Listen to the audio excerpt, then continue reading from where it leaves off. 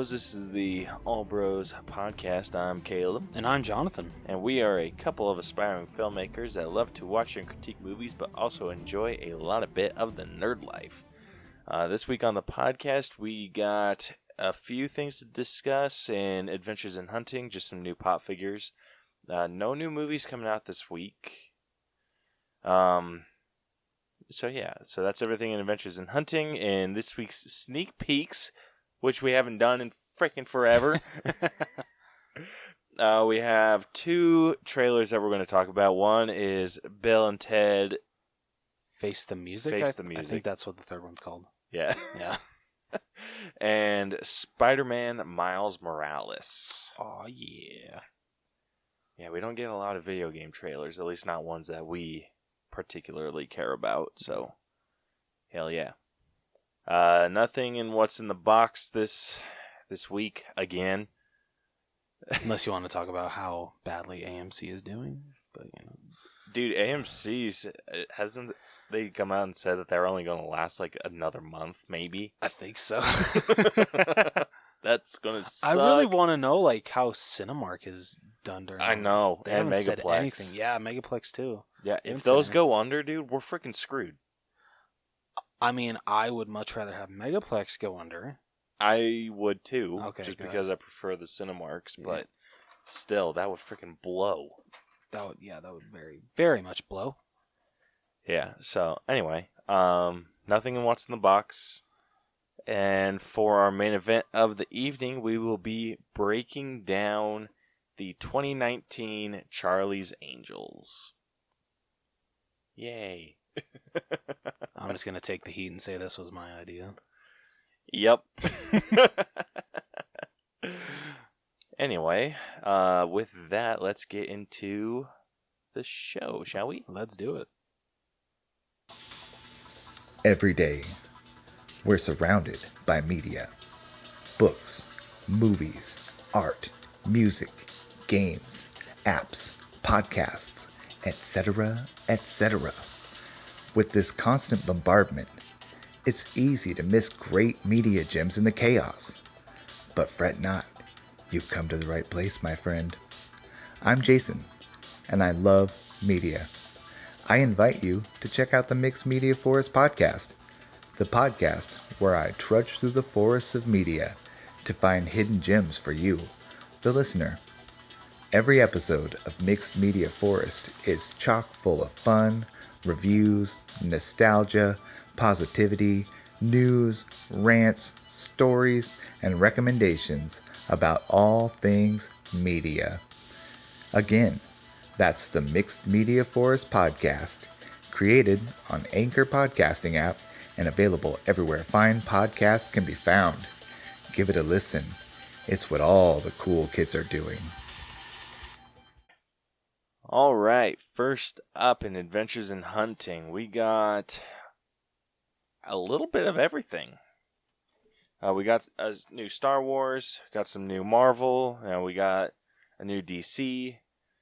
So the first one we're going to start with is going into Star Wars, and we are getting a 10-inch Mandalorian with the child. Just call him Baby Yoda. Whatever. That's what he is. Yeah, it basically. And it's freaking amazing. Did you pre-order it? No. Wow. Why not? Because 10-inch figures are expensive. That's true. Yeah, $30 is a lot. I want to see it in person. And I've seen so that. Bad. Pre-orders are actually selling out for this guy. Jeez. Well, it's sold out on Walmart's website. Wonder if it's still available on Amazon. It is. What do you know? This time, it's not being released till September 30th. Holy shit! Jeez. But still up for pre-order. For $30? Yeah.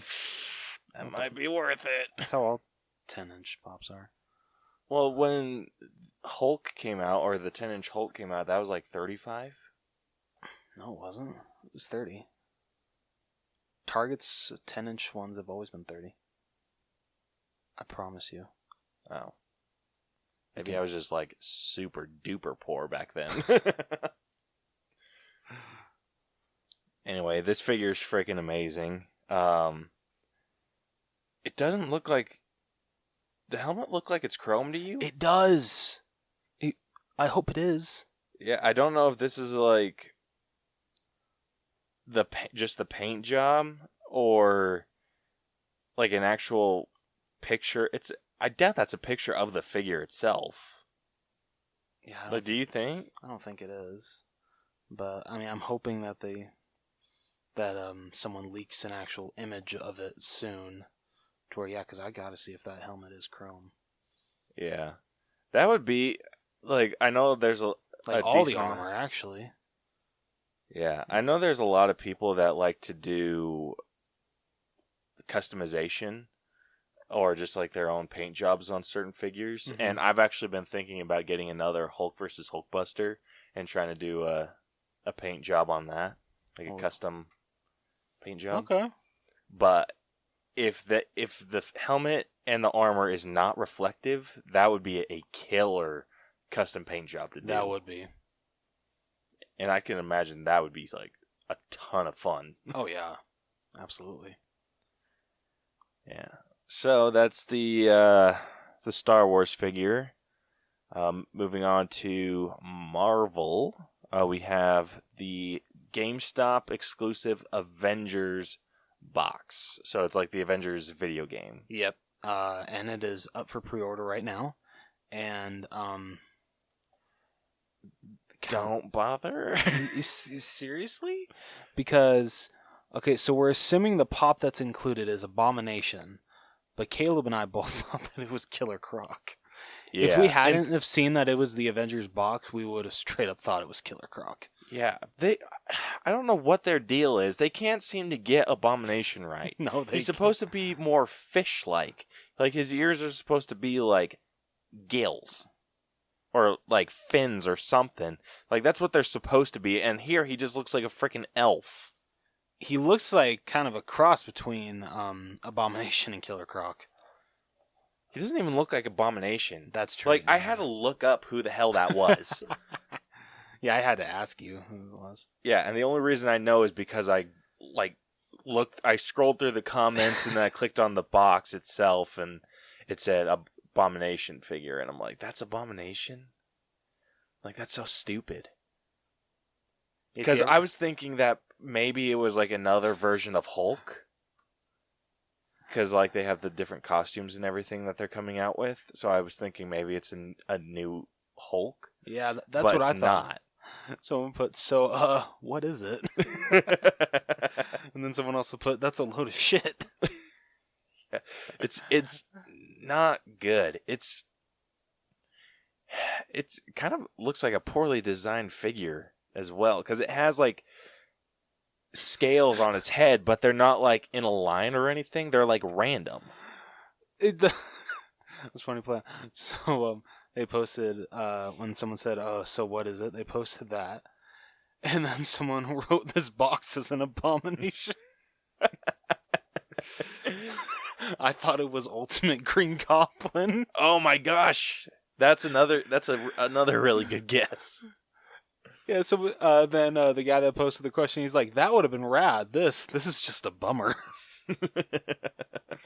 Truly. Yeah, they should have just done another Hulk costume. They seriously should. Or, maybe Hawkeye. Yeah, or Hawkeye. That would have been freaking dope. But what else does it come with? So you get an Iron Man pocket pop in his white armor, I guess? I don't know.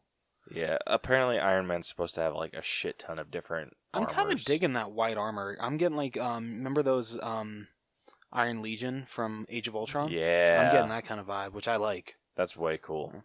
And then the sticker is a sloth? Yeah, like what the fuck? With wings, mind you. Yeah, like what the shit is that? I don't like the only cool thing out of this box, is the pin. Oh yeah, Avengers Day, San Francisco. That's cool. Yeah, that's a freaking that's a sick pin. The keychain, it's okay. Yeah. The sticker, what the hell is the sticker? It's a sloth with wings. It's really sad when the only things that you like are the pin and the pocket pop. And the pocket pop barely. Yeah. And seriously, like They know we haven't played the game. Like, is that a reference to the game? Because we don't get it. Yeah. How much is it? Oh, hell no, it ain't worth $30. $30? Yep. I would rather die. Yeah. Seriously, you'd be paying $30 for a kind of okay keychain and a cool pin. Yeah. Not worth it. Nope. And that sticker, I can't get over that sticker. That's a bullshit sticker. That better play a huge part in the game. Oh, it better be a freaking huge part. Like, there better be a flying sloth with wings that saves the entire world for it to justify that stupid sticker. Bet you money it's a tattoo that Tony Stark has, or one of the Avengers has. My guess, it's probably something on Miss Marvel's backpack. Oh, that's a good guess. Yeah, I think, yeah, I'm pretty sure you're right. Still so stupid. That is a dumb sticker. Like, we don't get it. No, we don't. Like, you release that kind of shit, have to release the game. Yeah. When did that game get delayed till? September? Oh, I thought it was longer than that, actually. No, I think it's September. Okay. It might be October. Okay. But I'm pretty sure it's September. It was supposed to come out in May. So if it's coming out like kind of so close to the holiday season, that's going to be competing with Miles Morales Spider-Man. Because that's supposed to come out right when the PS5 comes out. Yeah. Let's see who has the better sales. It's probably going to be Spider-Man. Yeah. Well, I mean, I don't know. That's a tough one because Spider-Man Miles Morales is an exclusive to PS5. And who knows how well the PS5 is going to do. That's a good point. And speaking of which, the PS5, you guys are retarded. Like, this isn't anything we're talking about, but they have released two different versions, Yeah. a disc edition and a digital edition, where and apparently, so it's like, we don't know how this works, but either you only get discs or you only get digital downloads. I don't know. That's I'll be going with the disc version, of course. Yeah, because I love my physical. Yeah, I'm assuming you don't get to watch movies on your PlayStation if you get the digital one. That's true. That's so stupid. That is very stupid. PlayStation makes mistakes. I'm just looking forward to actually being able to watch my 4K movies, finally. Yeah. Dude, I just hope that the Xbox Series X, or whatever that thing is, I just hope that they don't release games that are exclusive to that. Because, I mean, it feels like the Xbox 360 was around for years. And the PlayStation 3 was around forever. And then it's just like a blip of Xbox One and PlayStation 4. Yeah. And then they're already moving on to the freaking... Like, honestly, when it comes to, like, the amount of, like, games for one system, I feel the Xbox 360 gives the PlayStation 2 a run for its money. There were so many games released for the 360. Yeah, true that. I think PS2 still holds the record for the most. Makes sense. 360 is pretty damn close, I think. Yeah. But I heard with, because I think Xbox did a virtual thing as well, just like Sony did. And apparently their first lineup of games, what I've heard, kind of are sucky. They're not that good. Like Sony's PlayStation lineup of first to market titles is a lot better. And Miles Morales Spider-Man is definitely one of the ones leading the charge. That makes sense. Yeah.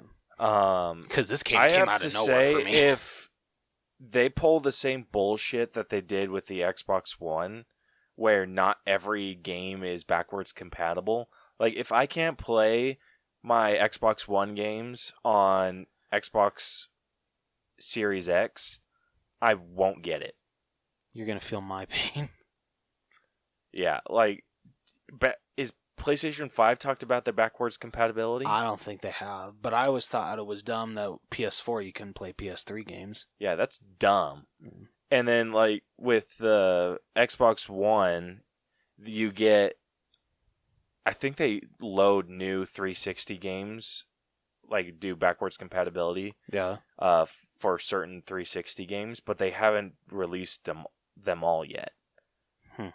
Which I think is so stupid. I mean, Yeah, I feel like if you have a way to convert the technology to be compatible with a 360 game, you should be able to do that across everything and make it backwards compatible. Like, I want to be able to play my 360 games on my Xbox One. Yeah. And then I'm going to, like, it's not going to keep me from buying Xbox One games. And it's like the same thing with this. I don't want to buy a new system.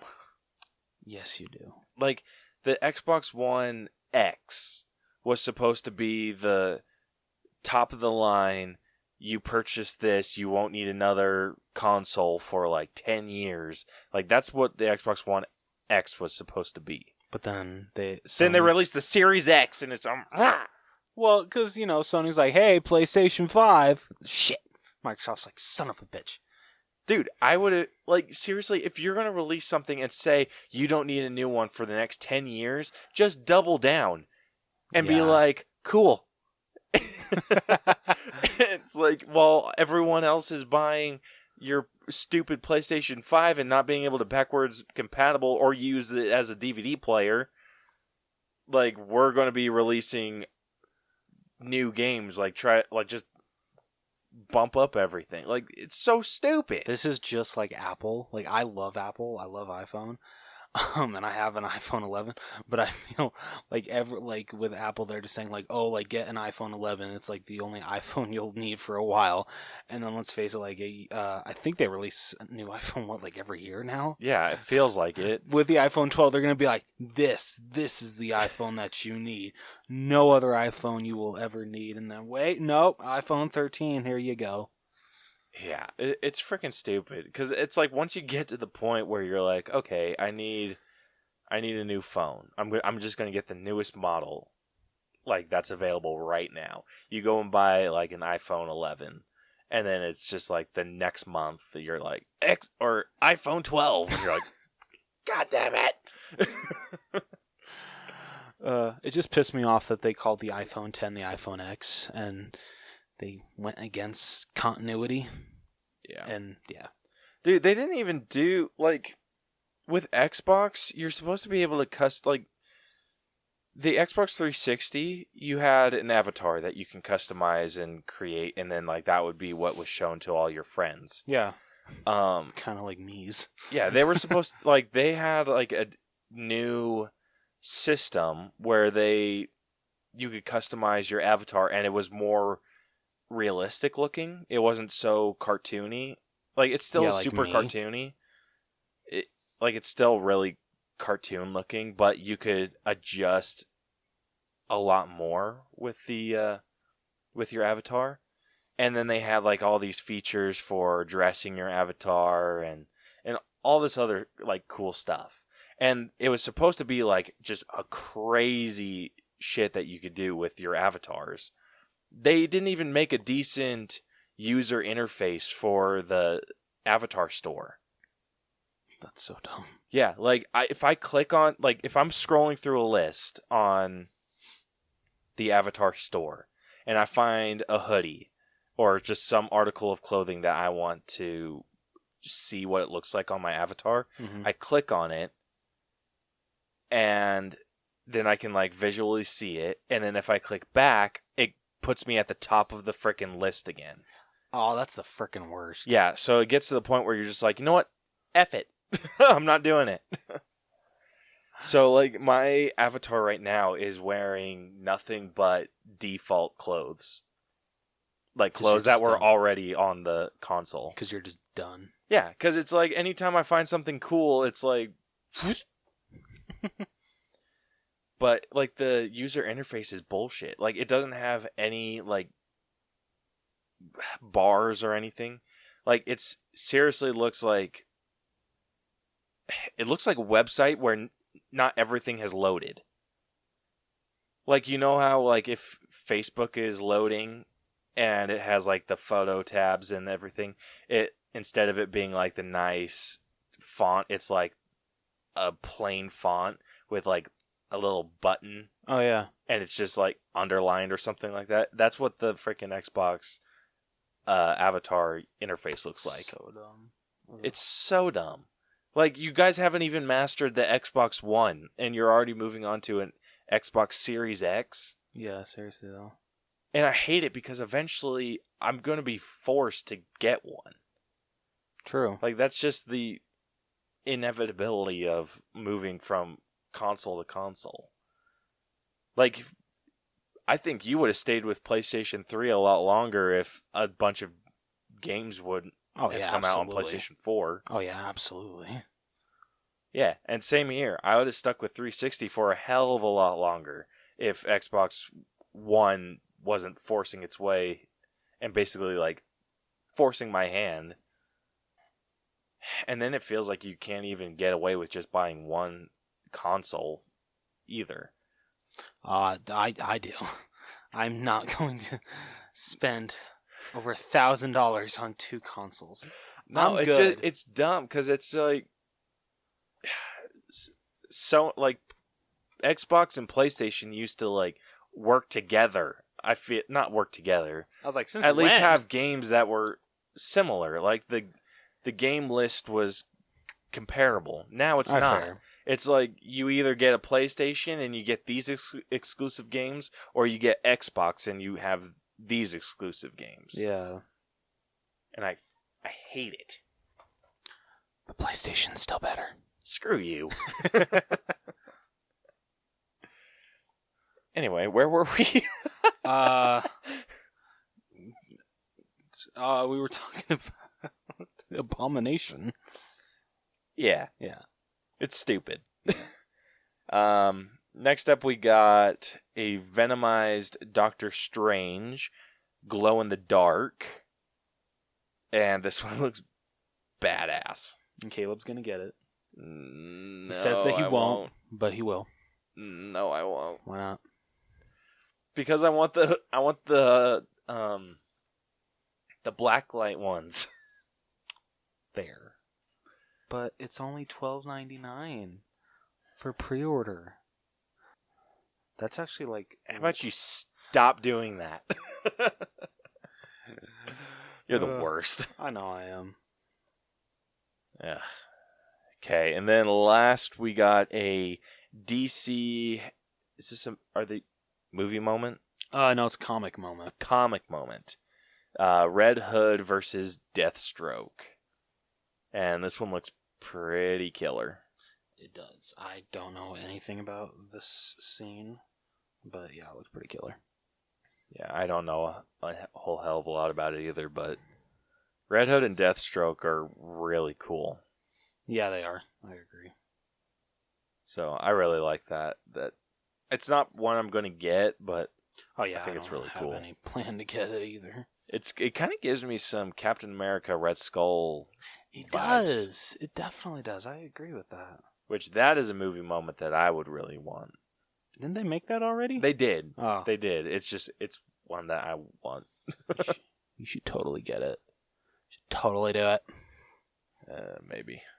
Man, I'm a bad influencer. Yeah, you are. All right, so that's everything we got in Adventures in Hunting.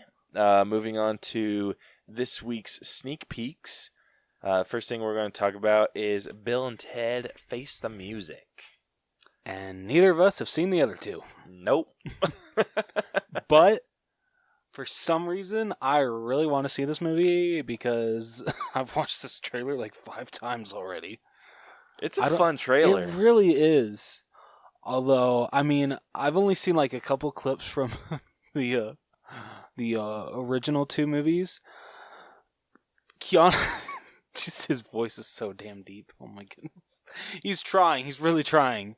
But his voice is just so deep that like some of the lines that he has to say, I'm like, don't. They feel dry. They do, but I don't think that's his fault. I don't think it is either. I wonder if he's having a heart. Like, I don't even think it's that. It's maybe they were just like bad scenes that he did. But he's typically like super funny. He's in that Netflix movie, Always Be My Maybe. Yeah. And he plays himself in that movie, and he's freaking hilarious. That's awesome. And I was going to say, I wonder if it's like hard for him to transition from being nothing but an action star for so long and then going back to comedy. But he's done those comedic bits. Yeah. And he's good. Yeah. So maybe I just have an issue Alex with... Winters, though, like, doesn't seem like anything's changed with him, which is great. Like, oh, absolutely. Seems like that's the great. Classic Bill. He's Bill, right? And then Keanu Reeves is Ted? Yes. Okay. This is how much we pay attention. We still need to watch the first two. You know, I tried to find the either them on single disc Blu-ray or like the double pack on Blu-ray. Apparently, it's out of print or something because it goes for over $50. I'm like, bloody hell. Yeah, I'm like, I don't really want to see them that bad. I will either just buy them on DVD or hopefully wait for them to come on streaming. Exactly. There we go.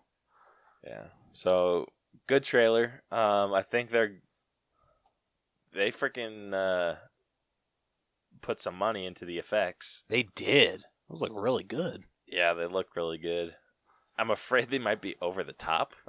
I think that's from what I've seen and heard. That's kind of how the first two Bill and Ted's are. So it fits like over the top effects. Mm-hmm. Okay. Yeah.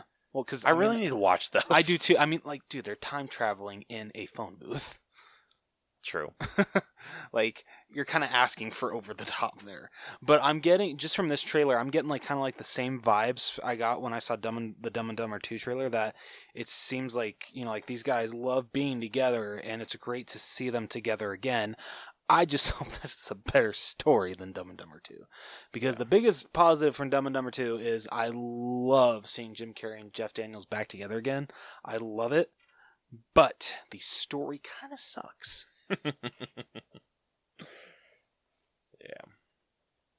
Yeah. Next trailer we got is the PS5 exclusive Spider-Man Miles Morales. This trailer came out of nowhere. Actually, this game came out of nowhere for me. Yeah. I didn't even know this was happening. I know. I thought that they were going to wait a couple more years to do Spider-Man 2. Yeah. Or another Spider-Man game. But apparently they're not, and I'm... It's like, hey, here's a spinoff. Yeah, it's a cool trailer. The only issue I had with the trailer was there wasn't a villain I recognized. No, but, I mean, the costume looks fantastic. Yeah, the costume looks amazing. And that opening shot where Miles is trying to deflect something and, like, the whole suit is just getting torn off. Like, like, if that was, I mean, it says it was all captured on the PS5. Holy shit, the graphics look amazing. Yeah, they look really good. This, honestly, is going to be tough for me to not get. See, this is why I'm glad I'm a PlayStation fanboy. I hope they make a PS4 version. I doubt it, man. I know. Considering that this is like one of their biggest titles releasing with the PS5, I don't think they're going to do that. That sucks. That is such a manipulative thing to do, and I hate it. Why is that manipulative? It's manipulative because they're like, hey, if you want to play this freaking awesome game, you have to buy our new system. Well, that's kind of how it was with the first Spider-Man. If you wanted to play it, you had to have a PS4. Yeah, but that one made more sense because they released it like a little bit further into the PS4 release. Or was that Spider-Man like new into the or did that come out with the PlayStation 4? No, PS4 came out in like 2014. And that one came out in 2018. So 4 years later. Okay. But I mean, I got nothing to worry. I mean, I'm not buying a PlayStation 5 right when it comes out because that's going to be way too much money for me. I know it's going to take a little bit, but I'm probably going to wait for a sale. Yeah. I don't need the PS5 right when it comes out. Yeah, neither do I. I have a bunch of YouTubers that I follow that are probably going to play it because I'm super invested in the story. See, I will not watch any stories with game or any videos with gameplay or story. I'll watch like some short reviews on the game, but when it comes to like story or gameplay, no, I will not go anywhere near those until I actually play the game. I want to experience the story firsthand in my own way. Would you try and pick up the PS5 during like Black Friday? No, because it comes out this year, right? Yeah. So would you try picking it up Black Friday this year? I doubt it would. Well, it says holiday season, so I don't think it'll probably come till like December. And also, considering it comes out holiday season, I don't think they would put it on Black Friday because that's way too soon. And I don't want to die. Fair enough. That's why when it comes to Black Friday, I never go for electronics. I just go for movies because I know I'm not going to lose an arm or a leg for movies. That's a fair point. And I think, well, okay, what about like if it does come out before Black Friday, would you get it for like Cyber Monday? Okay, I'd go Cyber Monday. Just depending on how low it went? Yeah. Yeah, that's what I would be tempted to do as well with the Xbox Series X or whatever the hell they're calling it. At least PlayStation keeps it consistent. Yeah, it's freaking dumb. Xbox 360, Xbox One, Xbox Series, blah, blah, blah, blah, blah. I appreciate that PlayStation's taking I feel a bold move and not releasing it black. That it's like white and blue. I'm digging it. I love it. The design's weird. Really? The design is super weird. It looks kind of like alien-like, but I like it. I especially love the controller. I love the PlayStation 5 controller. I haven't done like a whole deep dive into everything that it looks like, but I might do that after. It's beautiful. It's a work of art. Yeah. And it's not because I'm a PlayStation fanboy. I'm just saying. Anyway, back to Spider-Man Miles Morales. You don't get to see too much. No. It feels like they just kind of took footage from the first Spider-Man game with some of like the web swinging and everything. I hope that the combat is different enough, or that it feels like there's a different style. Yeah, because I'm sorry, I'm gonna be kind of mad if Miles Morales fights the exact same way as Peter Parker. Yeah, I mean, obviously we can let go of like kicking, punching, and obviously they're gonna do like thing where you zip to the enemy, like that stuff I can let slide. It's just everything else. Yeah, that's fair. Like I feel like Miles' web swing's different. The only introduction I've had to Miles Morales is into the Spider-Verse, so that's the only swinging I've ever seen him do.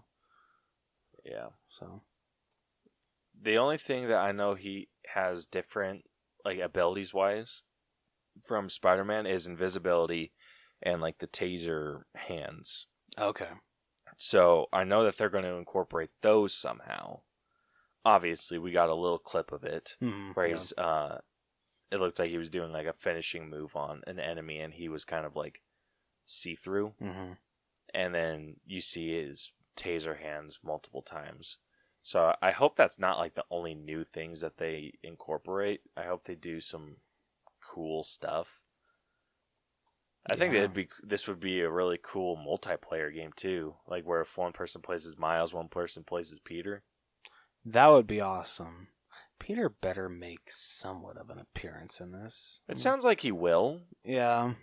Like obviously he's training, so maybe he'll play like more of a Doc Ock role, where you don't really get to play as him that often. I'm honestly okay with that.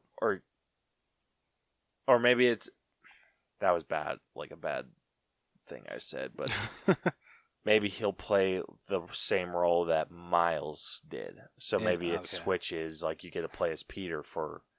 Even though we actually did get to play as Miles in the Spider-Man game. Yeah. And I would have loved not frickin' Mary Jane.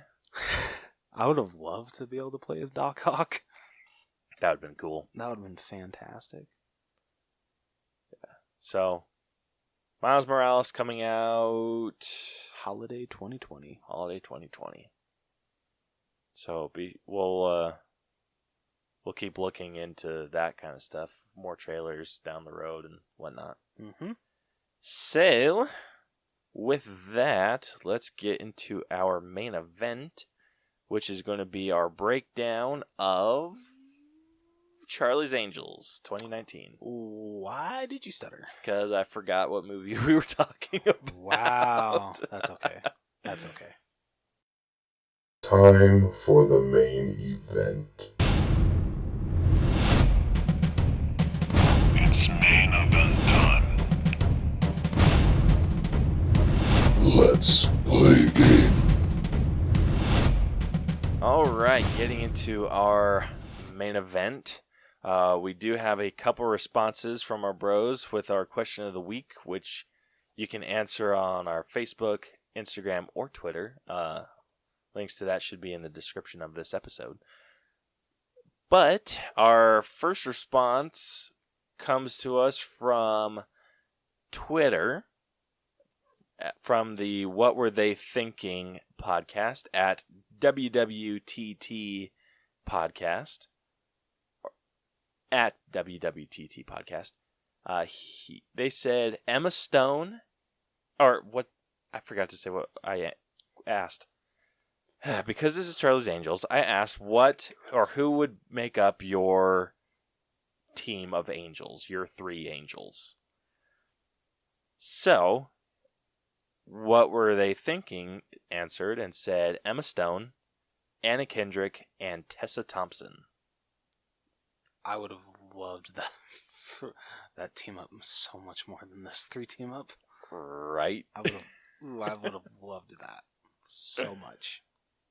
Yeah, because we've seen Emma Stone play like a badass role in Zombieland. I've actually never seen either of Zombielands. Neither? No, They're but actually pretty good. I just recently bought both on 4K, so I'll be watching them very soon. They're worth the watch. So yeah, that's a freaking great team. I told him that Anna Kendrick seems like the kind of character that's just unassuming. So she could like jack some people up hardcore.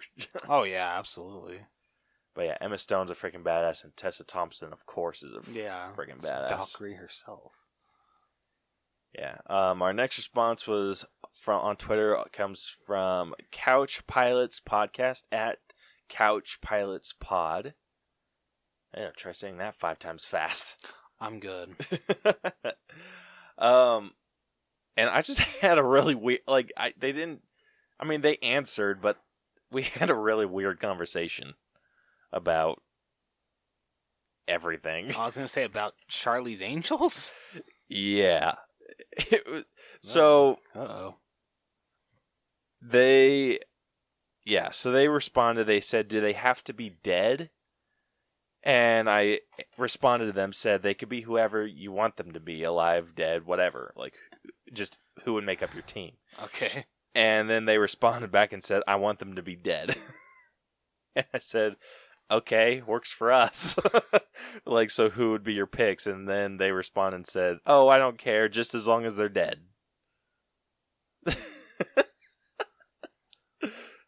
I'm getting a sense. So I put slightly concerning, but okay. Do I get like a vibe that they don't like Charlie's Angels? Honestly, beats me. Like maybe they just have a thing for dead people, which is equally and in that weird. case, I'm out. Yeah. So, thank you for your weird response. Then our last response comes to us from Instagram. Our good friend Jason at Shit Happens When You Party Naked at Party Naked Pod. Oh, goodness.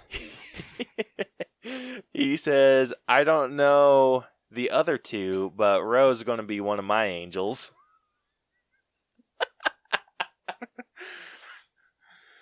I expected nothing less. So yeah, you get to be one of Jason's angels. I'd own that shit. Oh, I bet you would. And then Jason would own that shit.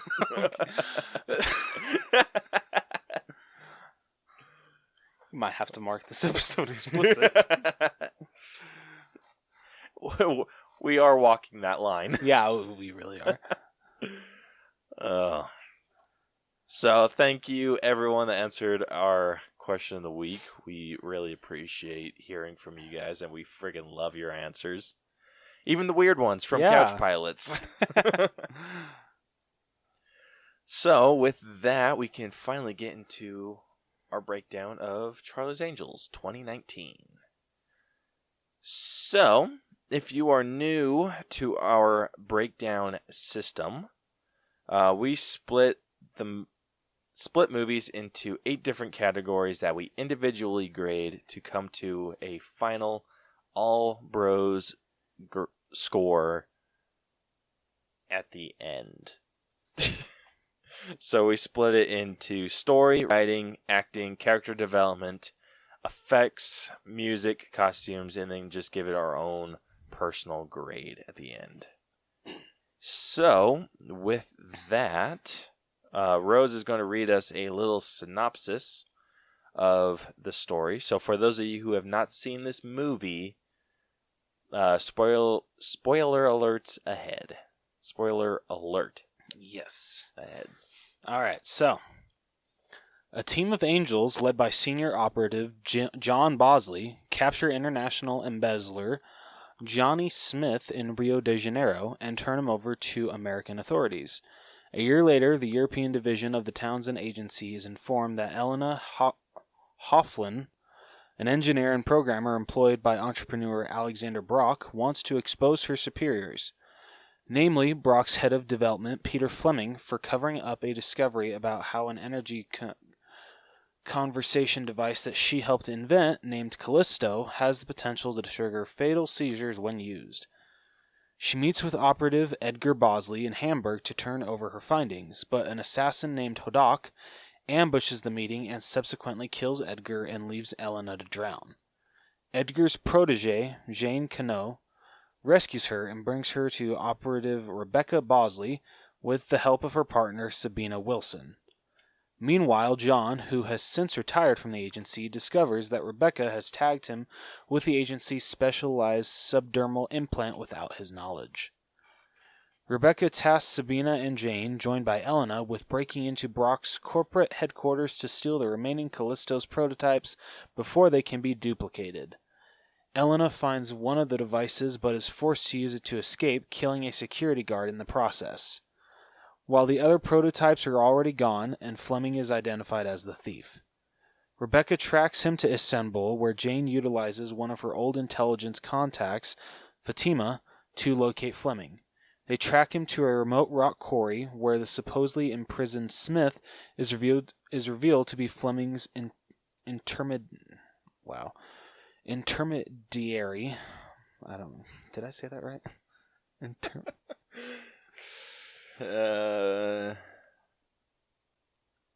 Intermediary. Oh, wow. Intermediate. Wow, I suck. Reading with Rose. Shut up. Intermediary for selling Callisto. Hodak is also present and kills Fleming before the angels break up the sale. Rebecca suddenly disappears, allowing Smith and Hodak to escape with the prototypes. Returning to their safe house, Sabina shares her growing belief that Rebecca is secretly working against the agency and has been manipulating them to steal Callisto for her own benefit. While the three ponder Sabina's suspicion, the safe house is bombed. Rebecca shows up only to be shot by John, who has come to rescue Elena. Or Elena. Is it Elena or Elena? I think it's Elena. Elena? Okay. Sabina and Jane manage to survive and seek medical help from Fatima. Rebecca reappears and explains that John is the real traitor and that he has spent the last few decades secretly building his own network within the agency after he was passed over to succeed the late Charlie Townsend. John takes Elena to a party hosted by Brock in Chamonix? Good hell, Rose. I'm sorry. Do you even know it? Chamonix. Oh, Chamonix. Whatever the hell that is. So, hosted by Brock in Chamonix, who reveals himself as the mastermind behind the attempt to assassinate Elena and, unbeknownst to him, John's plan to weaponize Callisto. Using Elena's colleague Langston as a hostage, John forces her to program a Callisto device to kill both Langston and herself before leaving. The Angels, having deduced his plan due to the information provided by Smith, who is later revealed to have defected to their side, show up and rescue Elena and Langston, Elena having already disabled the Callisto device. Jane exacts revenge by impaling Hodak on a spike. I did not see that coming. While Rebecca catches up with John and his men. Outnumbered, she has other Angels posing as guests subdue the men, after which Sabina knocks out John with a punch. Brock is arrested for conspiracy, and Jane and Langston start a relationship. Elena is recruited as an Angel by the Townsend Agency after passing a series of rigorous training exercises. In a mid-credit scene, Elena receives an official Angel's tattoo and congratulations from Charlie. I had issues. I had a lot of issues. Yeah. So starting off, the opening was a bit much. That's fair, but honestly, Kristen Stewart was the best part of this movie for me. Ugh. To me, at least. Like, she was the only character that I actually gave a damn about. Barely. Fair. Barely. The others, I could give two shits less if they died. Yeah. And I did not feel that way with the... Okay, so I've never seen the original Charlie's Angels show. But I grew up with the movie with, like, Cameron Diaz, Drew Barrymore, and Lucy Liu. The second one's alright, but the first one to me is... I know you're going to hate me for... is a really good movie. I really like that Charlie's Angels. And I care about all three of those angels. So the fact that I don't That is fair. That is So fair. the fact that I give two shits about two of the angels, even though they're not really even three angels in this movie, she doesn't even become an angel until the end. Yeah. I never thought of the Angels as an organization. I didn't either. And, okay, I'll give him this. I did appreciate that this wasn't a remake. They did showcase that the original Charlie's Angels happened, and then the one with Diaz, Barrymore, and Liu happened as well. But I don't like the fact that they photoshopped Patrick Stewart's face over Bill Murray. Yeah. that just irks me. There's a lot of... That is... I'm going to rip this movie apart when with effects.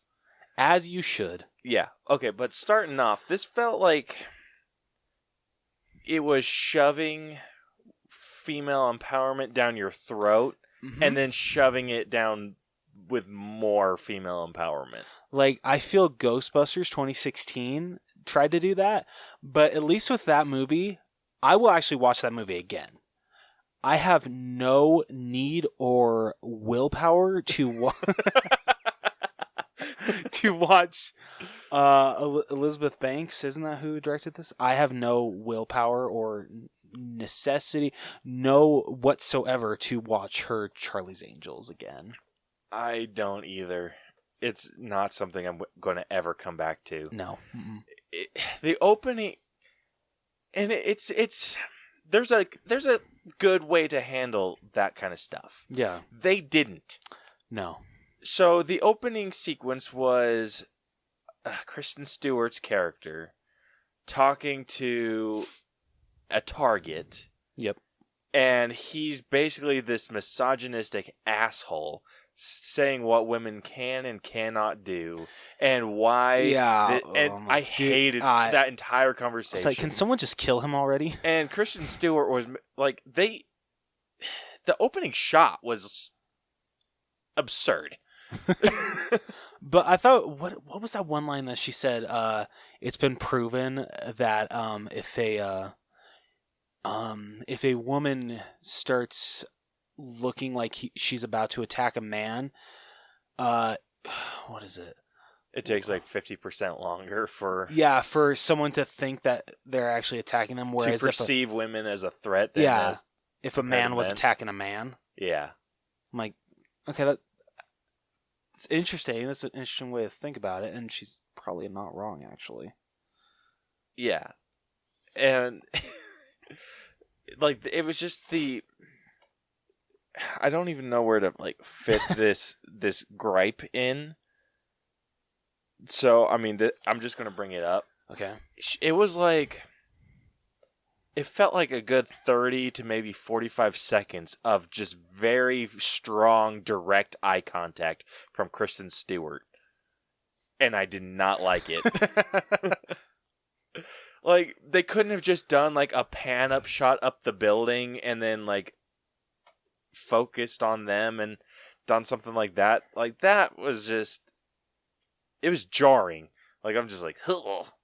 And it's not that Kristen Stewart's like unattractive. It was just the very strong eye contact. Yeah, that's fair. It's the same kind of eye contact that I get whenever I've taken my wife to like dinner theater. We get very strong, very direct eye contact, and I don't care for it at all. I don't know why, but you bringing that up reminds me. Have you ever seen Everybody Hates Chris? Yes. Okay, I think it happened on the show when Julius and the Rochelle go to see Cats. And you know how, like, before the show starts, like, the cats will, like, come down the aisle and, like, interact? I think, like, one, like hissed or something at Julius and just knocked him out. And it happened twice because they went and saw it twice. Yeah, it's exactly like that. Oh. But there was a very clear message in this movie. Just like and it was that men suck. Yeah, it was basically men suck. Yep. Like, they had this whole scene where every man in the room is like has like a trank sticker on him and passes out. Yeah, what? I can only think of two guys in this movie that were actually good. Actually, wait, three. The Bosley, because I'm sorry, I don't remember their first names. The Bosley that helped. Okay, do you remember his name that was in Captain Marvel? Oh, Wasn't it Korath? Yeah, Korath. Okay, I'm gonna call him Korath Bosley. Yeah, his name was Edgar. Edgar, thank you, Edgar. Okay. So Edgar was a good guy. The guy that oh my gosh, what was the new recruit Angel? What was her name? Elena? Yeah. Naomi Scott's character. Okay, so the guy that she worked with, he was a good guy. And then there was one more. I don't think there was. Was there really only two? There was only those two. Oh, the guy that helps them like with what was it? Like their food intake. Oh, the Saint? Yeah, the Saint. That was so dumb. That was. But yeah, okay, three guys that were actually good in this. Yeah, I hated that. Like, every guy was a freaking misogynistic douchebag. And like, I knew the second that they started like even hinting that Elizabeth Banks' character was the traitor, I'm like, no, it's not. It's Patrick Stewart. Like, cause duh. Okay, I don't know why, but I can never pick up on that kind of shit because I'm like, okay, yeah, it's Elizabeth Banks. I didn't get it because of any like foreshadowing or any bullshit like that. I got it because of the beginning. I'm like, okay, so this is basically a men suck movie.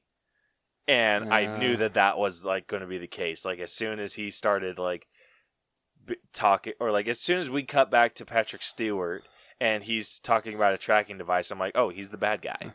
It's like, because of course Elizabeth Banks would make herself the bad guy. Yeah, I'm like, come on. Like, I think the female empowerment, it doesn't need to be men suck. Yeah. I think it could just be like... I'm all for female empowerment. I love it. But do you really have to, like, downgrade the other gender? Yeah. Like, you can have an even balance. It's not that hard. Yeah, like, I would have much preferred to see a female villain. Yeah, I would have loved that. Maybe, like, doing something to control other, like, if it was, like, something where it's, like, they're controlling the men. Yeah. Like, I would have much preferred that to the shit that we got. Okay, speaking of, like, the whole, like, men suck thing, just gotta bring this up. Okay, have you ever seen the extended version of Ghostbusters 2016? No. Okay, so I have no desire to. It's actually a lot better in some parts. That's okay. not saying a lot. But at least I can watch that movie again. Okay, so remember like the bad guy Ronan? Yeah.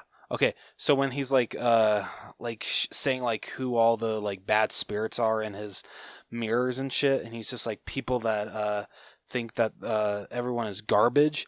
In the extended cut, and I rolled my eyes so hard, he's like, they're mostly dudes. I'm like, oh my you gosh. did not. You did not, Paul Feig. You did not. That was basically what this film was. Yeah, right? Oh my gosh. I would have to shut the movie off. I'm like, no.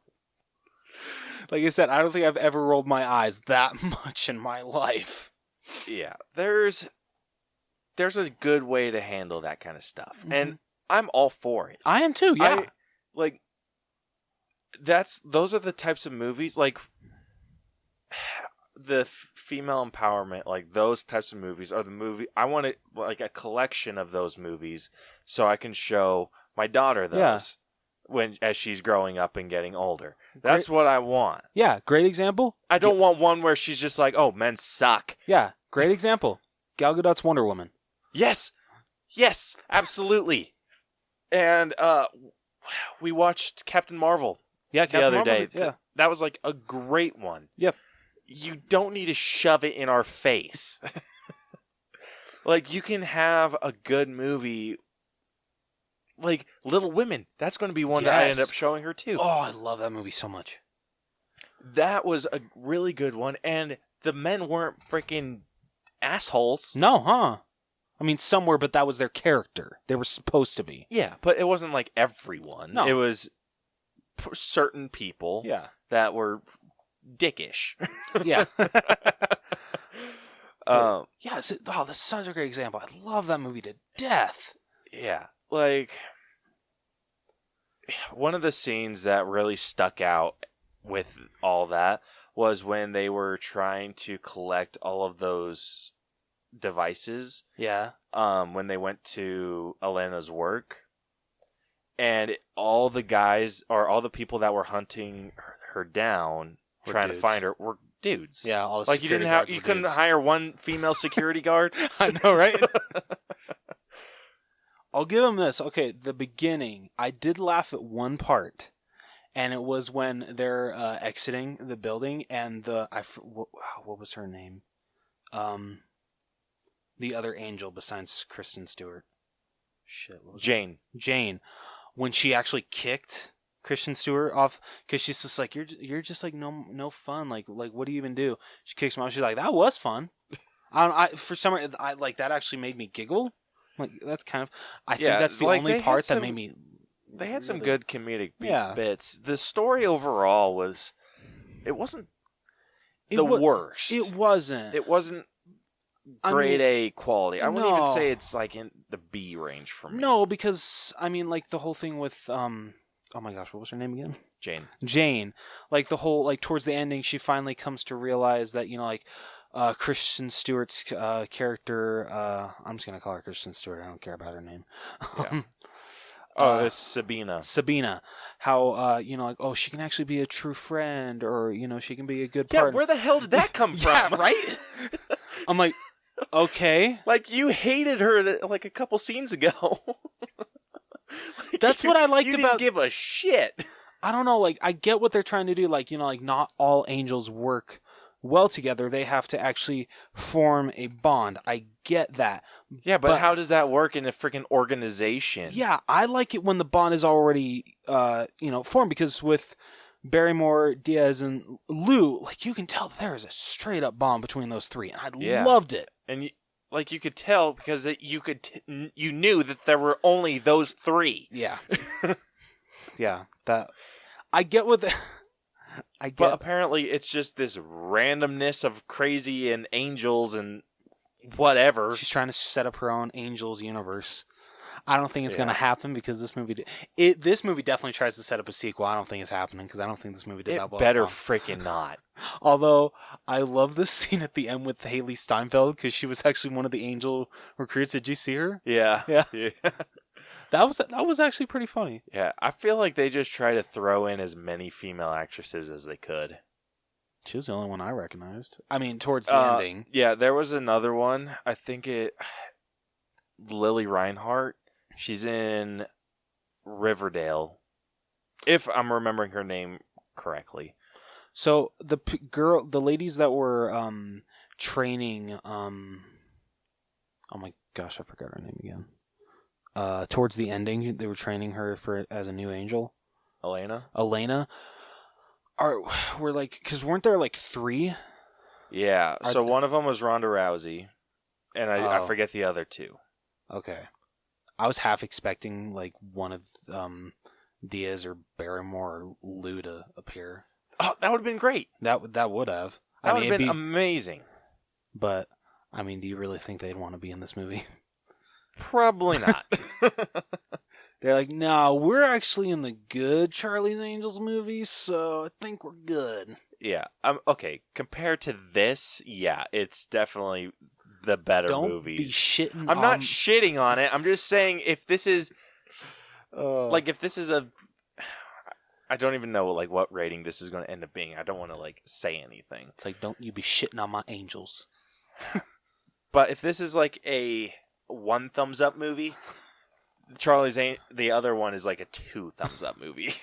What about the sequel to the first Charlie's Angels movie, Full Throttle? That's like a 1.5 thumbs up movie. All right, fair. Yeah, so it's like it's not much better. It's really not. But the story was interesting. It was. I mean, I'll fully admit that, like, I don't think I really ever got bored.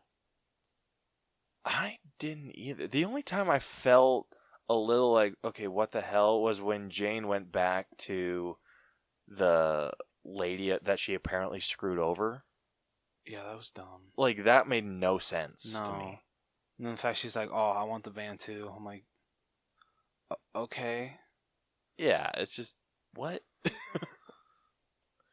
So, like, that whole thing didn't make any sense. That was just, they were setting up somewhere for them to go once they got hurt. Yeah. That's what that whole bullshit was. And it messed with the flow of the movie. It really did. Absolutely. So, what are you thinking for story? I'm honestly like in the 60s. The 60s? Yeah. What about you? I'm in the low 70s, but I can definitely be talked down. What about a 69? I can do a 69. Okay. Maybe 68, so I don't feel weird for just saying that. It's only sexual when you say something. Yeah, well, I'll make it a 68.9. Oh my goodness. Do you want to just boost it to 70? No. Okay. All right. Fair. You said you weren't mid-70s. Yeah, no, I Or said low low 70s. 70s, but could easily be talked down. Oh. Yeah. The issue was it was just trying to push its message too hard. Yes. That was the biggest flaw with the story. It kind of took away from the story itself. Mm-hmm. Because I found myself I can usually get invested in a movie. It's hard to get invested when I'm just like, ugh.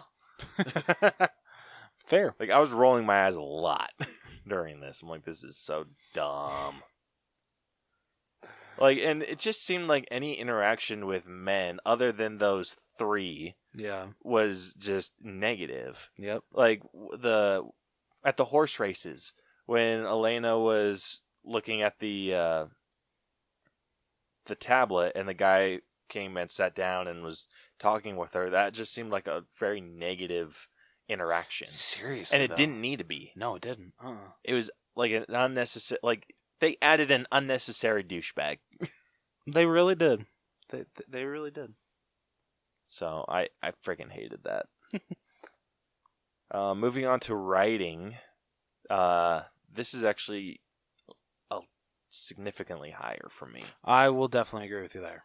Absolutely. Yeah, the only issue with the writing that I had, which we already docked for, was the MI6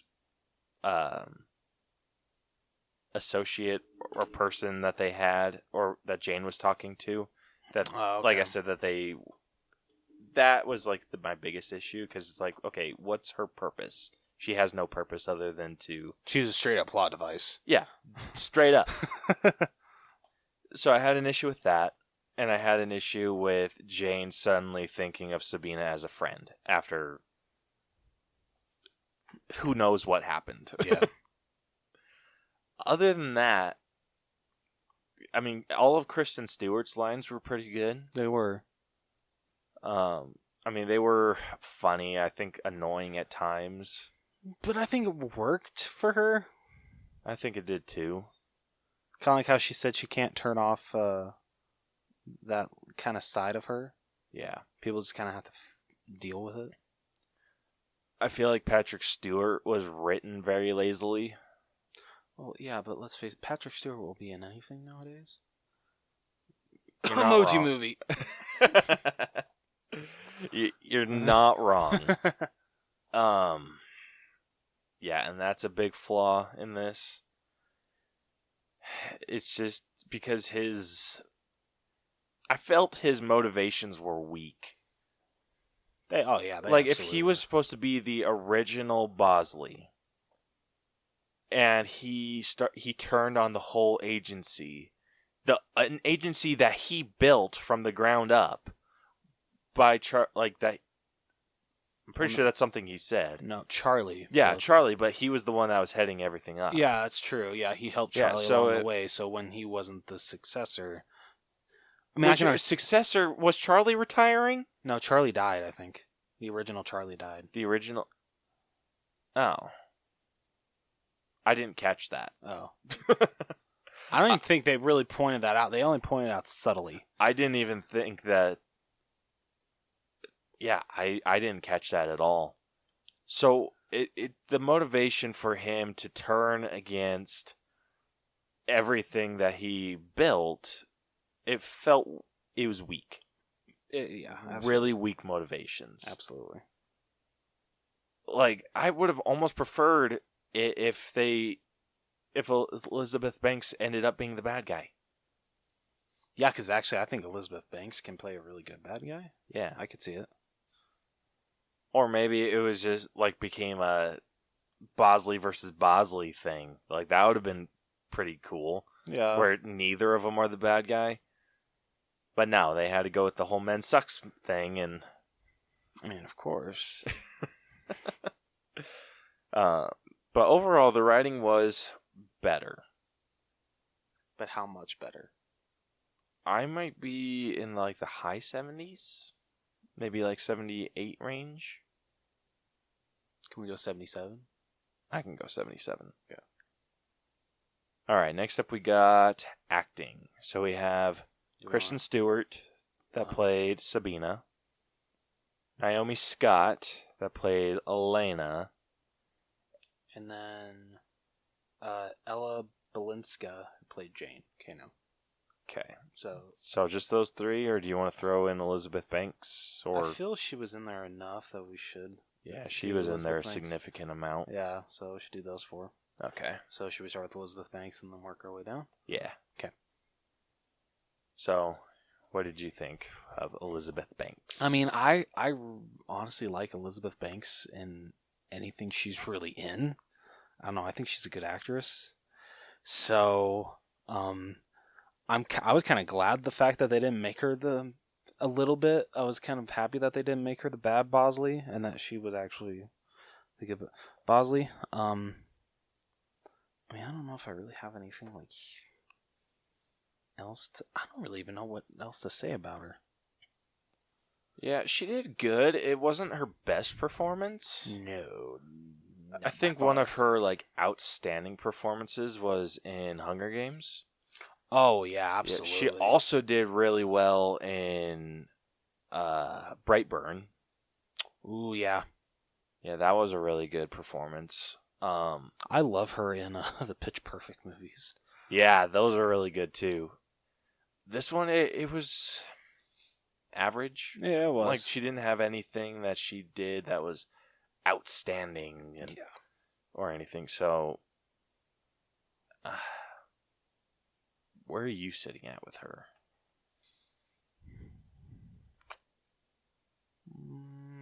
I guess 73. That's fair. I can agree with you there for sure. All right, moving up To Ella Balinska, who played Jane. Yes. She was the weakest, I feel. I actually felt Naomi Scott was the weakest. Really? Yeah. All right, explain. I honestly, I don't know. Like, I mean, I know she points like, you think I'm just the person that you're just trying to save and doesn't know anything, and they're just like, well, okay, maybe I actually don't even know how to back this up. Okay, maybe you're right. Maybe Naomi Scott was the second best, or I don't know what I'm saying here. I'm losing my damn mind, Caleb. Yeah. My issues with Jane was maybe she was played a little too straight. Fair. Like, she didn't really give that much emotion. Her crying was atrocious. Yeah. All right, damn it, okay. Yeah, it's just like I forgot about that, but yeah, that definitely she hits rock bottom for Angels. It didn't, like with Naomi Scott, it felt like, and Kristen Stewart. Like, Kristen Stewart felt like she was having fun throughout. Naomi Scott, same thing with her. Like, Jane, it didn't feel like she was having even a little bit of fun. Yeah. Like, even when they were talking about doing stuff, or like when they were trying to like attack the guys coming up the stairs, yeah, it didn't feel like she felt like a stunt person trying to act. All right, fair. Where you're not really equipped to put in emotion to your stunt work. Which the stunt work we will be talking about. Okay, so then would you put her lower than Elizabeth Banks? I actually would. She's think I actually would in the too. 60s for me. Okay, I can. I'm like, 68? yeah, she might be 68 range. All right. Because I don't think she was quite 65 level. All right, fair. But she was not higher than Elizabeth Yeah. Banks. She was a lot lower than her. You made me see the error of my ways. I don't know what I was thinking. I was thinking of the producer's cut. All right, next up we got Naomi Scott, who played Elena. She felt ditzy Yeah. for a smart girl. She did. And I don't know, maybe it's just because I liked how empowering she was in not only Aladdin, but in Power Rangers. Yeah. That, she was really good in Power Rangers. That, I don't know, I just did not. And I love her as an actress. I wanted to love her in this movie, but I just couldn't. Yeah, for me, she's on the same level as Elizabeth Banks. I can give you that. So 73. Yeah. I can. Like it was kind of a hard sell making her the genius. I think if they would have made it to where they're already 3 angels, her performance would have been a lot better. Yeah. And she could have been the whole smart one and everything. Yeah. But- Kind of played like you didn't like not as straight. Like I don't think you needed to play it as straight as maybe Lucy Liu did. But I don't know, have a little bit more play it a little bit straighter than Lucy, or a little straighter than Naomi Scott. Like, if you were to mix the performances, Yeah. it would be perfect. Absolutely. It definitely would.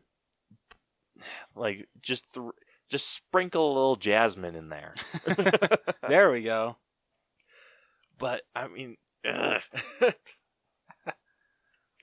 like, for me, it was just kind of like, how the hell did she get away with, like, 99% of the shit that she did? Seriously, though. Can I work for this company? Yeah. Like, something I think would have been maybe a little bit more interesting is if they would have made her a Angels recruit, but was Ooh. working, like, doing, like, the work for her main job. And then she came to the Angels and was just like, hey, this dude, like, all this shit's gonna blow up and cause aneurysms and blah, blah, blah, blah, blah. It would have made more sense. Like, how the hell do you contact a secret organization? You just do. Yeah, like, that doesn't make any sense. Like, was it the business card? I think so. Like, how does that work? Yeah, I don't know. Like, it's just... And it felt like every single woman in this movie was a freaking angel. Right? Seriously. Like, ugh. Thought being an angel was something special. Yeah. And that's another thing. Like, I'm glad we put the story so low. Because, like, when she was walking back out of the office after explaining that her device was dangerous, the front desk lady said that she dropped something and was being a total bitch. Yes. Being like, well, I don't litter, so so it must be yours. I'm like, okay. First of all, I'd be like, go F yourself. Yeah, and then she, like, bends down, picks up the card, and hands it to Elena. Why didn't you just hand her the card? Seriously. Like, what was your plan if she just walked on? It's like, shit. Well, Yeah, like, you couldn't just walk up and be like, hey, I think this is for you, and then walk off, and then... Like, it didn't even explain that she realized what the card was for. It just cut to she had a meeting with Edgar. yeah. Just showed her, like, flipping it back and forth and just showing the logo. That's it. Yeah, but... Like I said, that's going back to story. But Naomi Scott's performance, she too ditzy. Yeah, I completely agree. Too ditzy for a smart girl. Yep. You... Put some Velma Dinkley in there. Yeah. Like, yeah, put some Velma in that shit. I mean, come on. Like, you do this female empowerment and then you just make the girls ditzy. Like, come on. Yeah, exactly. Like, pick a lane. All right, lastly, we got Kristen Stewart, who played Sabina. She's the highest for me. She's the highest for me as well. Now, how high? I honestly would... I don't know if I want to go 80. I could be talked up if you have a good argument. I don't... That's the thing. I don't know if I have a good argument. You never have a good argument. I know I don't. Like, I like Kristen Stewart as an actress, but how do you argue her up? Yeah. So, like, should we just give her, like, a 78 and call it good? I think giving her 78, call it good. She was a bit extra. I feel it kind of worked in her favor, though. It did. This was definitely a side of Kristen Stewart I've never seen before. And I like it. Yeah. I kind of want more of this. Yeah, like, where the shit was this in Twilight? Like, you couldn't give us a little bit of this? Like, come on. You gotta give us the emo girl that frickin'... Don't even want to talk about it. But, I mean, yeah, her performance in this was really good. Yeah. It shocked the hell out of me. Yeah, right? So, averaging that out, that puts us at a 73 for acting. That's not bad. No, not bad at all. All right, next up we got character development, which I think we need to grade them as a team. Okay. And, okay, their arc, if you go from how they were at the beginning, where it was just 3 separate angels, Yeah. to the end, where they're like a full-blown team, Mm-hmm.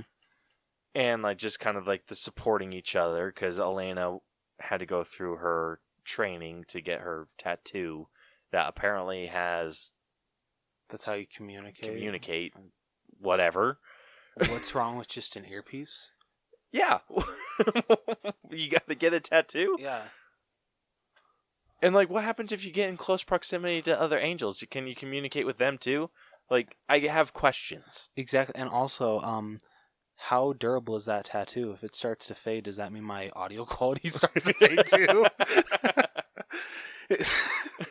These are the real questions. Yeah, if it was like a stick-on thing, like that would make a little bit more sense, but whatever. I don't know why, but that whole part with like the whole bracelet thing that Naomi's character That had was to wear, funny. That was where she's like, you don't have to talk close up to it. Yeah, that part actually made me laugh. Yeah, That there was was a few things that caught me off guard and No, gave me a good little chuckle. but there were few and far between. Yeah. But overall, so with the character development, yes, their arc, they do come to a complete arc from basically strangers to a team. Mm-hmm. They made lots of leaps in this. Yeah, like I think to me the biggest leap is, I mean, definitely like how Jane is all of a sudden like, hey, Sabina, we're great partners now. I love you and all this shit. But then it's just like, oh, okay, and yeah, shit, what's her name again? Naomi Scott's character? Elena. I'm sorry. This is how much I don't care about these characters. Fair. Like kind of towards the end, they're just like, okay, yeah, Elena, you're gonna make a great angel. We love you too, and I don't know But why? Yeah, exactly. Their whole team, I don't know. It just didn't make. It doesn't feel earned. It doesn't. They made leaps in their emotional arc. I feel like towards the end of writing this, Elizabeth Banks was like, shit, how do I bring them all together?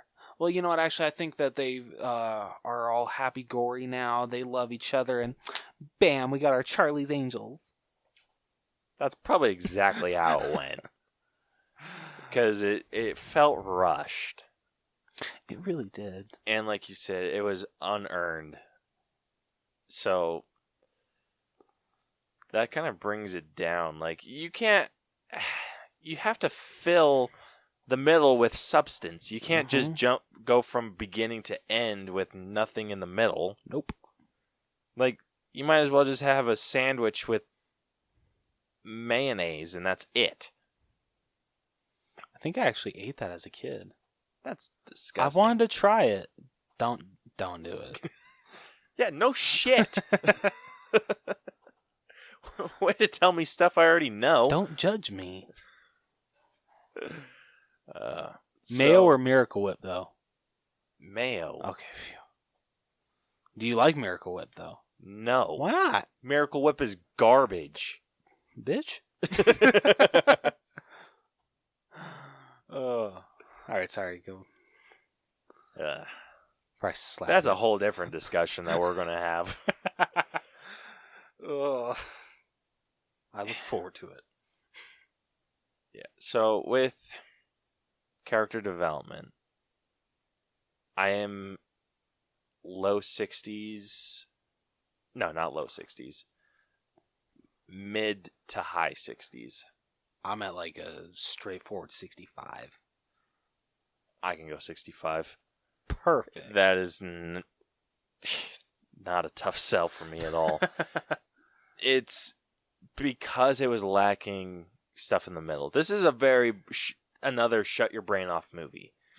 If you enjoy Charlie's Angels and you enjoy like silly movies, this is a great movie for you. But even if you enjoy Charlie's Angels, I don't even know if you're going to. This is basically, this is no joke. This is the Fast and Furious of spy movies. Yeah, you're not. And not wrong. like the. You're not Actually, wrong. it could be any of the Fast and Furious. I was going to say not the early ones, but it might as well be. Yeah. All right. Effects. I'm going to rip this movie a new asshole. Let's hear them. All right. The first big effect was when Sabina jumped into the damn helicopter. Oh, yeah, and that shot of her. Oh, yeah, wow. my gosh. Could that be more fake? Oh. And then when Patrick Stewart's Bosley was retiring, they went through and did a slideshow of all the pictures. Those could not have been more fake. I could have done a better Photoshop job. Yeah. And I suck at I do too. at lifelike Photoshop. I mean, I already know you do a way better job than me, but I think I could do a slightly better job than they did. Oh my gosh. It was so bad. The disrespect to Bill Murray. Not even that. They try to put hair on Patrick Stewart, and that alone, it looks weird. It like, does. I want to go through each of the pictures individually, but I feel like the hair on some of them was off-center. Like, just slightly. It was enough that the naked eye could catch it, but it looked bad. This will be the only reason I'll go back and watch this movie. Yeah, and then the one where they replaced Bill Murray, Yeah. it doesn't make sense. His face, like, so it was Bill Murray and Cameron Diaz, right? No, I think it was. So it was. I think it was from like a party scene, and for Charlie Angels, because I think it's Drew Barrymore and Lucy Liu. Okay. So that one didn't make sense because the picture, or Lucy Liu and Drew Barrymore, they looked a little bit grainy. Yeah, And then that's Patrick true. Stewart's picture was like smooth That's a good point. with like a really high sharpness, and it looks so bad. Like it was so bad. It's like they might as well have just used a face swap app. It was They told the effects rough. guy, just do your best. Whatever you Yeah, give us, we'll they work probably with hired it. someone that didn't know what the hell they were doing. They're just like, hey, could you put Patrick Stewart's face on this stuff? And they're like, yeah, I could mock something up real quick. And then they threw it in the movie, and he's like, wait a minute. Didn't you want a good job? And they're like, well, no, this is fine. No, they're just like, okay, we're over budget, but we need this done. How about we just buy you lunch? Works for me. That's how he got paid. Yeah, I bet. It wasn't even a good lunch. It was probably like, Burger King? probably. Or what's worse than Burger King? What's like the worst hamburger you've ever had, fast food wise? Five Guys. Really? Yeah, I actually like Five Guys. I feel like their patties are really dry. And they're just so expensive. Yeah. Okay, My fine. favorite burger is Double Double from In-N-Out. Ooh, yeah. Those are super hard to beat. And I'm talking fast food, not overall burger. I've had some pretty good burgers at other places, but Fast food wise, it's hard to beat. I almost said Wendy's, In-N-Out. I mean, Yeah. Wendy's Baconator. yeah, if it's And when I say best, I'm talking like not just the best burger in general. I'm talking cost to quality ratio. Yeah. But anyway, getting back to this. Yeah, so that looked like shit. There was multiple other effects that looked like absolute trash. Like when the Jeep blew up. Oh yeah, that looked pretty bad. That was awful. Any explosion looked super bad. And because we include stunts in our effects breakdown, can we talk about how shitty the stunt work was? Yeah. Wow. Yeah, and people think Marvel uses too many jump cuts. Like you can't even follow the fight. Yes. Like it's so difficult to follow the fight. And honestly, when I actually saw an effect that wasn't cut, I understood why they did. Like so when the dude is coming up at that warehouse and Jane grabs him and then Sabina goes to knock him out. Yeah. And like goes to like elbow him in the face, you could tell it did not make contact. Like at all. That's so sad. Yeah, she like it looked like she ran up and just kind of like touched him with her elbow, and then he like how hard she did it and how hard he reacted were not equal. Like give us the most traumatic thing you could ever do. Yeah, most it's like he performance. practiced his stuff. Like I'm assuming that was a stunt guy that I am sure did that part. He did his part. Kristen Stewart did not. She's just like, eh. Yeah, and the fight scene between what's-his-face, the assassin, and Jane, it was the same moves over and over and over. Oh, okay. Speaking of that scene, the whole like sliding of the car and her coming out and oh my gosh. Can we scream CGI? Yeah. Like that's not how cars move. I mean, it looked cool, but no. Yeah, that was horseshit. That was absolute horseshit. All the stunts freaking sucked ass. So, I can give them props for some of the stuff that they did. Like, there were some okay looking stunts that they did, but overall, I'm in the 40s. I can, yeah. 45? I might be like 42. I can do 42. Sounds good to me. All right, next up we got music. I mean, I kind of liked the song Don't Call Me Angel, the one written for this. Yeah, the music wasn't bad. Yeah, I actually liked the soundtrack for this movie. And this is out of 10, right? Yeah, this is well, sorry, I always forget, okay? I'll give it like a 7. 7? Yeah. That's fair. I was in between 6 and 7. The soundtrack is pretty good. And yeah, that song, the Don't Call Me Angel, was pretty good. So I can definitely give you a 7. Sweet. All right, next up we got costumes. This is actually where the movie shined a little bit too. Yeah, I really liked when they were in like the whole like Angel's Closet. Saw a lot of throwbacks to not only the movies but the show as well. Yeah. I loved that. That was really, really cool. Yeah. I really liked how they did the costumes when they were trying to collect the devices. Like how they were all wearing the same thing. I thought that was really cool. That was a really cool idea. Yeah, super freaking creative. I don't think we've seen. Well, that's not true. We've seen it in like Harry Potter where they have multiples of like duplicates Yeah, Deathly Hallows Part 1. Yeah, but not played like this.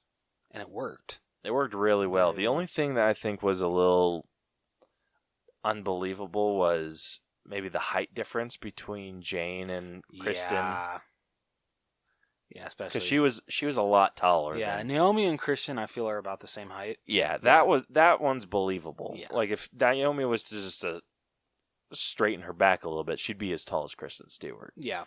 But yeah, Jane's a little hard to sell. Yeah. But the costumes were pretty good. They were. Their dresses at the party were pretty killer. Yeah. I really like those. I mean, they weren't Rocket Man level costumes. No. I'm maybe like at around an 8. I can give you an 8. 8? Yeah. All right, next up we got our own personal grade for it. So, you want to take this one? So, I will still watch the other 2 movies before I ever watch this movie again. I did not absolutely hate this movie. I just didn't really think it was that good. I think Elizabeth Banks tried, but she tried too much to show.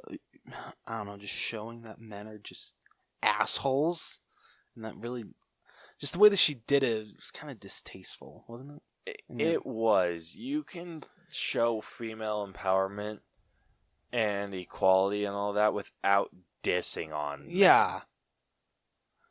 But like there are plenty of movies that do that. Yeah. That get that message across, that show this empower women without freaking taking a piss on men. Mm-hmm.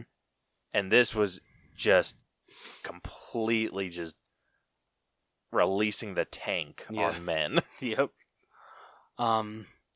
For the most part, I liked the 3 angels. Kristen Stewart was by far the best one. I loved her performance in this. This is honestly, I think, Kristen Stewart's best work, at least from what I've seen. I can give you that. So overall, I'm at 65. That's not bad. I might be a little lower than you. Okay. I might be in the 60 range. Yeah, I'm probably 60. For me, it was a good enough movie. All right. I didn't feel like my time was completely wasted. Yeah, I'll give you that. Like I've said before, when I go into a movie, I feel like I got my money's worth or broke even. This is one I feel maybe if I would have paid for it, I would have broke even. Okay, so I paid $13. Oh wait, no, sorry. I'm sorry, it was $10. $10? So I basically paid for a movie ticket to see it. So, I mean, I honestly would say I broke even as well. Yeah, that's yeah. Yeah, it's a break even movie. Yeah. You're not going to want to go see it again. No. I mean, unless you're fine with movies where you could just shut your brain off but they push a subliminal message really, really hard. Yeah. And it's kind of difficult to ignore. Mm-hmm. So yeah, I'm about a 60. Liked Okay. it a little bit less than you. Kristen Stewart, especially at the beginning, kind of aggravated me, but it was just that. I think it was just that conversation. That's in fair. general. It's just come on. No, I get you. That's fair. I understand that. Yeah. So I'm going to put a straight 60. Mm. Which, averaging that out, comes to a 62.5. And that brings our final grade for Charlie's Angels, D+. All right, so it's still fresh. Barely. Yeah, super barely. It is sitting at a 69.175%. It's actually 1 point. Sorry. 1 point away from being a C minus. Real? Oh shit! Yeah. All right. So, yeah, it Alright. is a little bit, or it's 3 points above Doolittle. Yeah, I definitely did like it more than Doolittle. Yeah, and that's our only other D plus movie. Shit. So our Wait, what did we give Cats? I forgot. Cats is sitting at a C minus. Oh, okay. So actually, this is sitting at a 69%. Yeah. Cats is sitting at a 70%. Oh, okay. Yeah, I do think Cats is a better movie than this. Yeah, by like a point. Yeah. But still, it is. Yeah. It is 9 points above 50 Shades of Grey. Yeah, that's fair. And then, yeah, those are all of our D movies. All right. Not too shabby.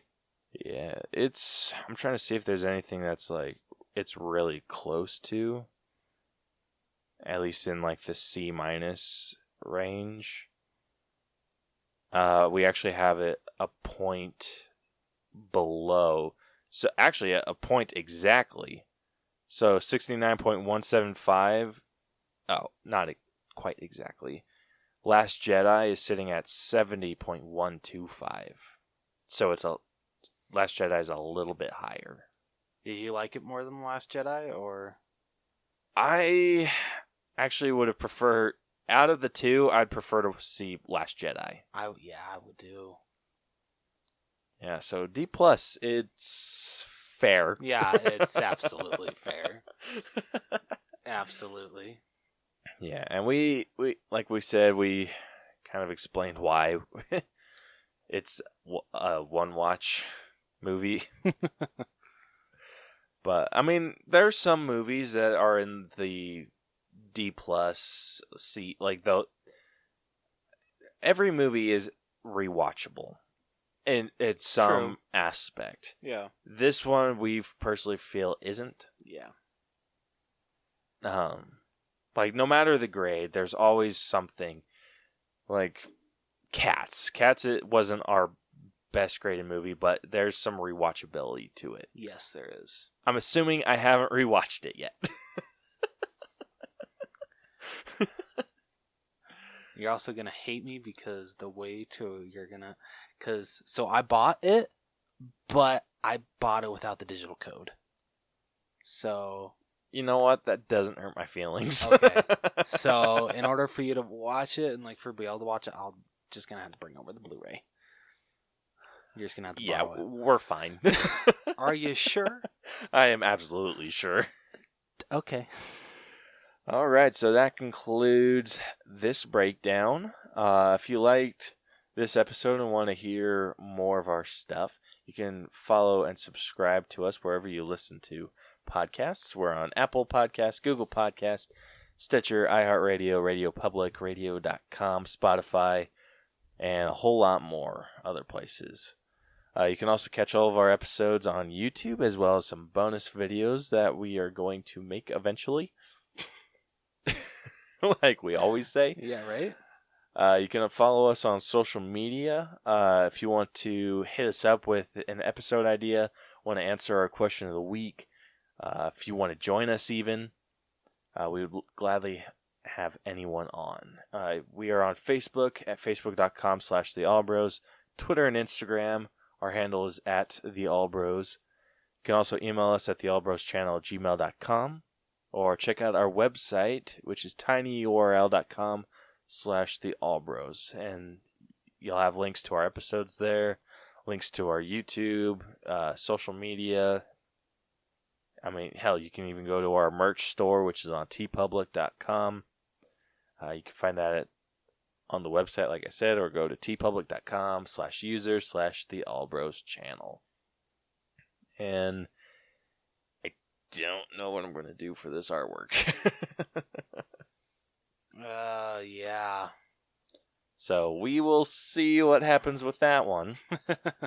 Until next week, next week we will be breaking down The Invisible Man. So look forward to that next week. And until then, this has been the All Bros Podcast. I'm Caleb. And I'm Jonathan. I'll catch you guys next week. Deuces. Shout out.